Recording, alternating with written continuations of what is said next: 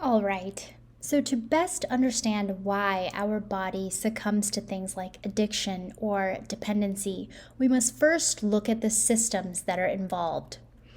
The input to our system that might promote a certain type of addictive or dependent behavior starts with our five senses. When our five senses get a signal from the external environment that we are under stress, they act on our brain to activate what we call our sympathetic nervous system. This is our stress response. And this is done by neurotransmitters in the brain.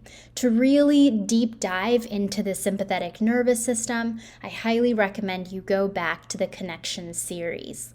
Now, once this stress system is activated, our body's most important goal is to get back to balance, get back to homeostasis, and survive. And in order to do that, the brain talks to the body using systems like the opioid system and the endocannabinoid system, to name a few.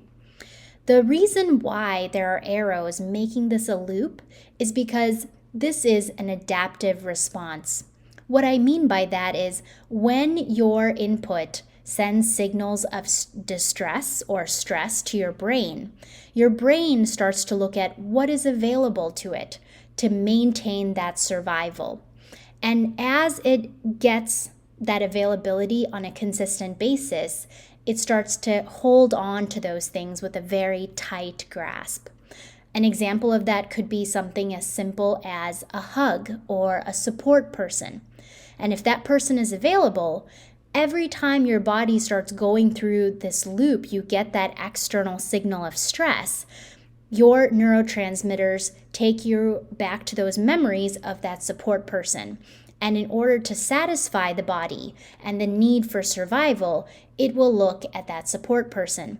The same thing happens when we talk about stimulus.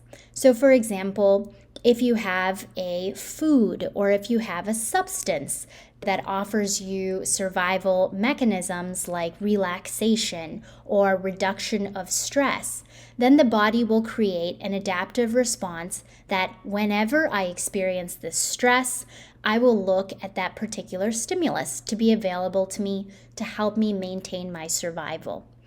This adaptive response can definitely be changed or altered by you. And this is really that concept of habit forming.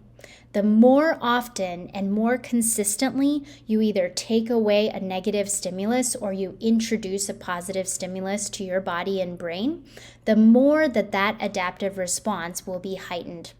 So, with this information in mind, let's take a look at what are the things that can fill in the blank here. See you in the next video.